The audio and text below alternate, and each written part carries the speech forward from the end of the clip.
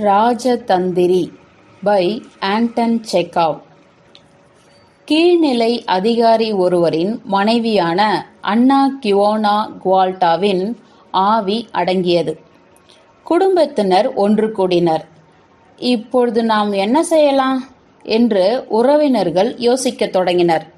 கணவனுக்கு தகவல் தெரிவித்தாக வேண்டும். அவன் இவளோடு சேர்ந்து வாழாமல் இருக்கலாம்.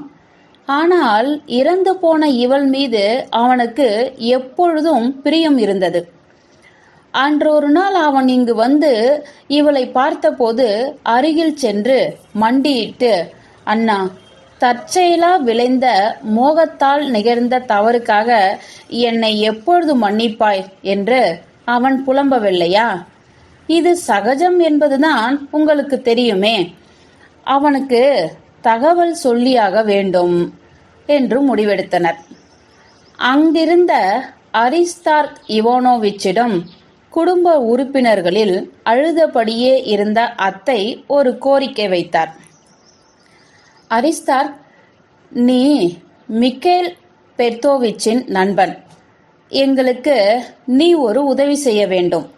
அவன் வேலை பார்க்கும் ரயில்வே தலைமை அலுவலகத்திற்கு சென்று இந்த துக்க செய்தியை அவனிடம் சொல்லிவிட்டு வா. செய்தியை பக்குவமாக வெளியிடு. தம்பி, திடீரென அவனுக்கு எதுவும் நேர்ந்து விடாமல் பார்த்துக்கொள். அவன் மிகவும் உணர்ச்சி வசப்படக்கூடியவன். இந்த செய்தியை ஏற்றுக்கொள்ளும்படி அவனை முதலில் தயார் செய். அதன் பிறகு... தன் இராணுவ தொப்பியை அணிந்து கொண்ட தளபதி அரிஸ்தார்க் ரயில்வே தலைமை அலுவலகத்திற்கு புறப்பட்டு சென்றான். மனைவியை இழந்த நபர் வரவு செலவு கணக்குகளை சரிபார்த்து கொண்டிருப்பது தெரிந்தது.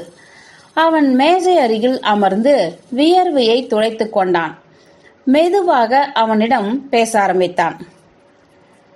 மிக்கேல் பெட்ரோவிச், கடவுளே, தெருக்கள் என்னமா புழுதியா இருக்கின்றன. நீ எழுது, நிறுத்தாதே, எழுதி கொண்டே இரு. உனக்கு நான் இடையூறாக இருக்க மாட்டேன். சும்மா கொஞ்ச நேரம் இங்க உட்கார்ந்து விட்டு போய்விடுவேன். இந்த பக்கமா போக ஒரு வேலை இருந்தது. சரி, நம்ம மிக்கா இங்குதானே வேலை பார்க்கிறான் என்ற நினைப்பு வரவே இப்படி வந்தேன். சிறிது நேரம் உன்னை பார்த்து விட்டு போகலாம் என்று நினைத்தேன். அத்துடன் ஒரு சின்ன விஷயம் என்று இழுத்தார். அரிஸ்தார்க், கொஞ்சம் அப்படி உட்காரு. இன்னும் ஒரு 1/4 மணி நேரத்துல வேலையை முடித்து விடுவேன். பிறகு நாம பேசிக்கொண்டிருக்கலாம். நீ உன் எழுதும் வேலையை பார். இதோ இந்த பக்கம் வரும்படி ஆகிவிட்டது. ஒரு சில வார்த்தைகளை சொல்லிவிட்டு உடனே கிளம்பி விடுவேன் என்றான். பாட்டின் பேனாவை வைத்துவிட்டு அவனுடைய நண்பன் பேசுவதை கவனிக்க ஆரம்பித்தான். தளபதி பிஸ்காரேவ் சட்டை காலரின் பின்பகுதியை சொரிந்து விட்டு கொண்டு தொடர்ந்தான்.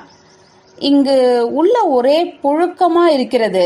ஆனால் வெளியே உண்மையில் சொர்க்கம்தான். நல்ல வெயில், என்ன ஒரு இனிமையான காற்று, பறவைகள், வசந்த காலம். அதாவது அந்த நெடுஞ்சாலை வழியாக நடக்கும்போது அவ்வளவு ரம்மியமாக இருக்கிறது தெரியுமா? நான் சுதந்திரமானவன், மனைவியை இழந்தவன். நான் நினைத்த இடத்துக்கு போகலாம். விரும்பினால் மதுக்கூடத்துக்குள் போகலாம். நினைத்தால் குதிரை வண்டியில் ஏறி குறுக்கும் நெடுக்குமாக சவாரி செய்யலாம். யாரும் என்னை கேட்க முடியாது. வீட்டுக்கு வந்தால் யாரும் என்னை கேட்க முடியாது. வீட்டுக்கு வந்தால் யாரும் என்னை திட்டமாட்டார்கள். இங்கே பார், இப்படியான பிரம்மச்சாரி நிலையை விட சிறந்த வாழ்க்கை கிடையாது. நீ எது வேண்டுமானாலும் செய்யலாம். உனக்கு முழு சுதந்திரம். நீ சுவாசிப்பதோடு மட்டுமல்ல, சுவாசிப்பதையும் உணர முடியும். இப்பொழுது நான் வீட்டுக்கு போகிறேன்.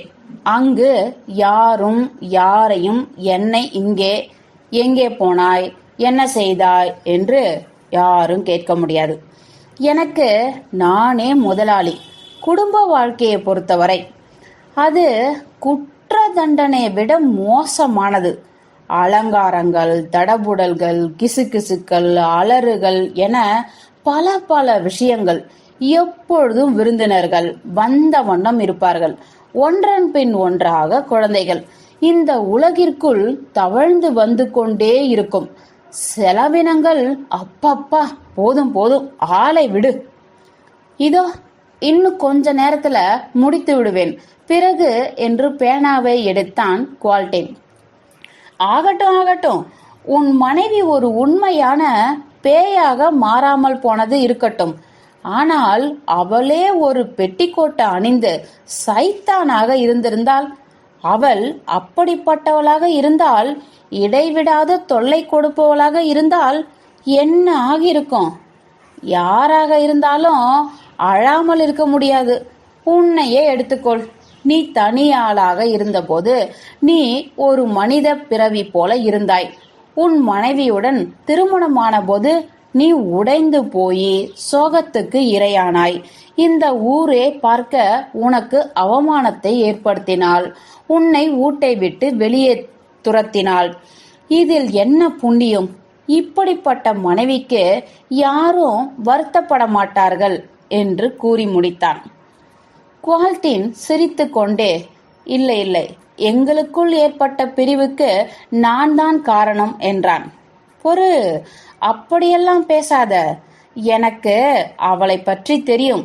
அருவருப்பானவள், தன்னிச்சையாக செயல்படுபவள், தந்திரமானவள். அவளிடமிருந்து வெளிவரும் ஒவ்வொரு வார்த்தையும் தேள் கொடுக்கின் விஷம் போன்றது. அவள் பார்வையோ கத்தி குத்துக்கு சமம். வார்த்தையில் அடங்காத அளவுக்கு இறந்து போனவளிடம் இவ்வளவு கெட்ட எண்ணம் இருக்கிறது என்றான். இறந்து போனவளா? என்ன சொல்ல வருகிறாய்? கண்களை அகல விரித்து கொண்டு கேட்டான் குவால்டின். இறந்து போனவள் என்றா சொன்னேன் என்று சட்டென்று பேசுவதை நிறுத்தியதோடு வெட்கத்தில் தலை குனிந்தான். உடனே சுதாரித்து கொண்டு, நான் அப்படி எதையும் சொல்லவில்லையே, உண்மையிலேயே கடவுள் சாட்சியாக அதற்குள் உன்முகம் வெளிறிவிட்டது. உனக்கு என்ன வெள்ளமோ காதில் விழுகிறது. நீ அண்ணா இவானா வீட்டுக்கு இன்று போயிருந்தாயா? ஆமா, இன்று காலையில அங்க போனேன். அவள் படுத்து கிடந்தாள். அருகில் இருந்த வேலைக்காரிகளை அதட்டி கொண்டிருந்தாள். முதலில் அவர்கள் பரிமாறியது சரியில்லையா. அடுத்து வேறு ஒரு விஷயம், தாங்கிக் கொள்ள முடியாத தொல்லைகளை தரும் பெண். எந்த விஷயத்திற்காக அவளை நீ விரும்புகிறாய் என்று எனக்கு புரியவே இல்லை. கடவுள்தான் அவளை பார்த்து கொள்ள வேண்டும். எவ்வளவு சோகமான ஆளப்பா நீ. உனக்கு சுதந்திரம் தரும்படி கடவுள் அவளுக்கு அருள் புரியட்டும். நீ வாழ்க்கையில் கொஞ்சமாவது சுதந்திரமாகவும் உற்சாகமாகவும் இருப்பாய். நீ வேறு யாரையாவது திருமணம் செய்து கொள்ளலாம். சரி சரி, நான் நிறுத்திக் கொள்கிறேன், கோபப்படாதே. நான் ஒன்றும் அப்படி சொல்லவில்லை. அந்த கால மனிதர்கள் போல் இது என்னுடைய பார்வை. ஆனால் நீ உன்னுடைய பாதையிலே போ. உனக்கு விருப்பம் என்றால் அவள் மீது நேசம் வை, வேண்டாம் என்றால் விட்டுவிடு. அதாவது உன் இஷ்டம் என்று சொல்கிறேன். அவள் உன்னுடன் வாழவில்லை. உன்னை தெரிந்து கொள்ளவும் அவள் விரும்பவில்லை. இப்படிப்பட்டவள் என்ன மாதிரியான மனைவி அவள்? அருவருப்பும் நோயும் உற்சாகமும் கொண்டவள். அவள் குறித்து வருத்தமட எதுவும் இல்லை. அவள் அப்படியே.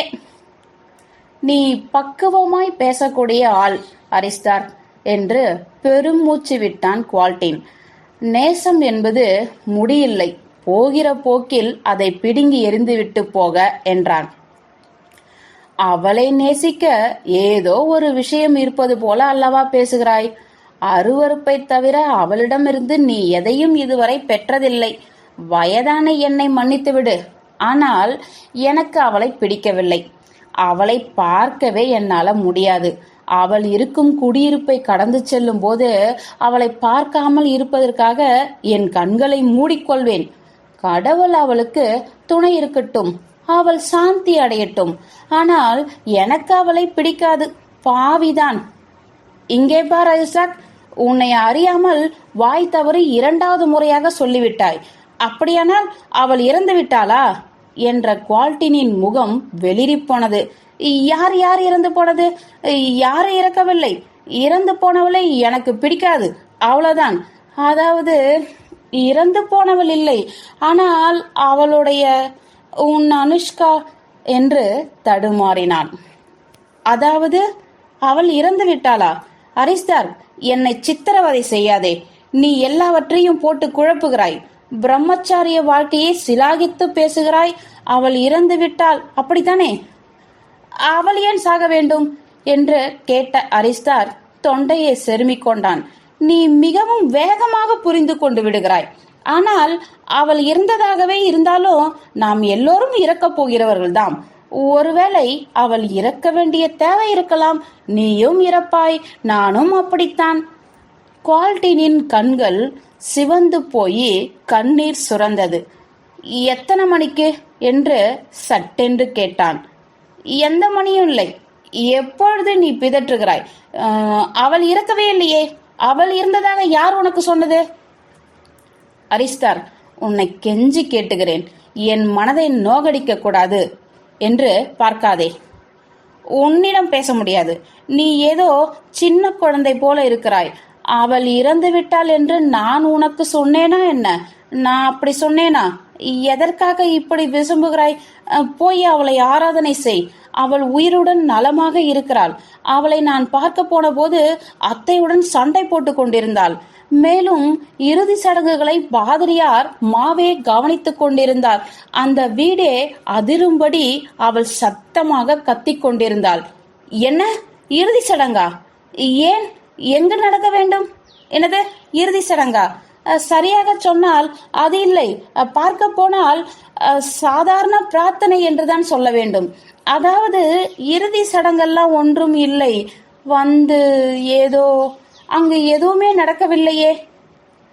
இப்படி எதையோ கூறிய அரிஸ்டார் எழுந்து நின்று ஜன்னல் பக்கம் திரும்பி இரும்ப ஆரம்பித்தார். பிறகு, எனக்கு இருமல் இருக்கிறது. இங்கிருந்து எனக்கு எங்கிருந்து இந்த தலதோஷம் பிடிச்சது என்று தெரியவில்லை என்றான். குவால்டினும் எழுந்து கொண்டான்.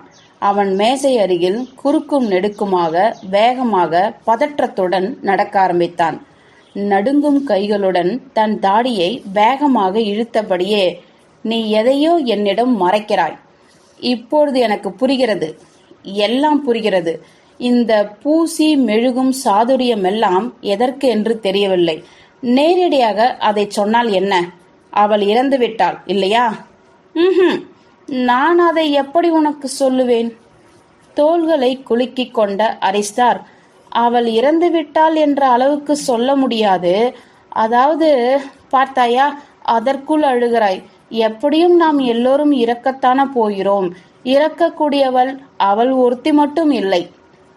கடைசியில் நாம் எல்லோருமே வேறொரு உலகத்துக்கு போக போகிறோம். எல்லோரும் பார்க்கும்படி ஏன் அழுகிறாய்? அவள் நினைவை போற்றி இதைவிட சிறப்பாக வேறு ஏதாவது செய்யலாம். நீ சிலுவை போட்டுக்கொள்ள வேண்டும் என்றார். சிறிது நேரம் அரிஸ்டார்க்கை முறைத்து பார்த்து கொண்டிருந்த குவால்டினின் முகம் மிகவும் வெளிரி போனது. பின் வெறி பிடித்தது போல் அழுதபடியே மயங்கி சாய்வு இருக்கையில் விழுந்தான். சுற்றியிருந்த மேஜைகளில் வேலை பார்த்து கொண்டிருந்த சக ஊழியர்கள் துள்ளி எழுந்து அவனுக்கு உதவ ஓடி வந்தனர்.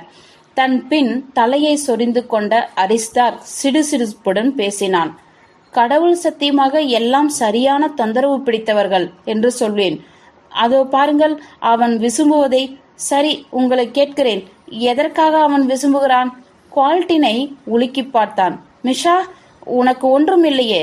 மிஷா, அவள் இன்னும் இறக்கவில்லை தெரியுமா? அவள் இறந்து விட்டதா யார் உனக்கு சொன்னது? இன்னும் நம்பிக்கை இருக்கிறது என்று மருத்துவர்கள் சொல்கிறார்கள். மிஷா, ஹே மிஷா, அவன் இறக்கவில்லை என்று நான் தான் சொல்கிறேனே. நாம் 2 பேரும் ஒன்றாக போய் அவளை பார்ப்போமா? இப்பொழுது புறப்பட்டால் இறுதி சடங்குக்குள் நாம் போய் சேர்ந்து விடலாம். நான் என்ன சொல்கிறேன்? இல்லை இல்லை, இறுதி சடங்கில்லை, இரவு விருந்துக்கு. மிஷா, அவள் இன்னும் உயிருடன் தான் இருக்கிறாள் என்று நான் உனக்கு உத்தரவாதம் தருகிறேன். இல்லை என்றால் என்னை கடவுள் கொல்லட்டும், என் கண்கள் வெளியே பிதுங்கி வரட்டும். என்னை நீ இன்னும் நம்பவில்லையா? அப்படியென்றால் நாம் இருவரும் போய் அவளை பார்ப்போம். அப்படி அவள் என்னை என்ன வேண்டுமானாலும் சொல்லி திட்டு. எப்படி அவன் இந்த முடிவுக்கு வந்தான்? எனக்கு புரியவில்லையே இறந்தவள் வீட்டுக்கு நானே போயிருந்தேன். அதாவது இறந்தவள் வீடில்லை. அடச்ச! கைகளை வேகமாக ஆட்டிய பின் எச்சில் துப்பிவிட்டு தலைமை அலுவலகத்தில் இருந்து வெளியேறிய தளபதி இறந்த பெண்மணியின் குடியிருப்புக்கு வந்து சேர்ந்தான். அங்கிருந்த சோபா ஒன்றில் போய் விழுந்தவன் தன் முடியை பிடித்து கொண்டு விரக்தியாய் பேசினான். நீங்களே அவனிடம் போங்கள். இந்த தகவலை தர நீங்களே யாராவது அவனை தயார் செய்யுங்கள்.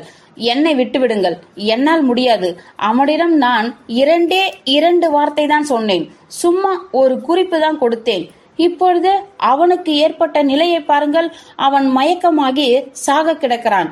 இனி ஒரு முறை நான் போக மாட்டேன். கோடி கோடியாய் கொட்டி கொடுத்தாலும் முடியாது. நீங்களே போய் கொல்லுங்கள். சொல்லுங்கள். என்னை விட்டுவிடுங்கள்.